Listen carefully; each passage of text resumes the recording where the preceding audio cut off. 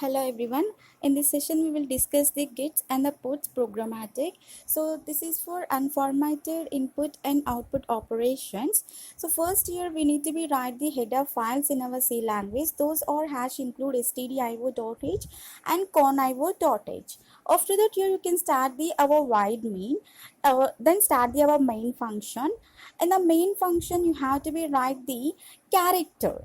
So why? Because here the gets and the in the gets and the puts we are talking about the strings, right? So here the string is also taking the characters only. For that case here we are taking the character.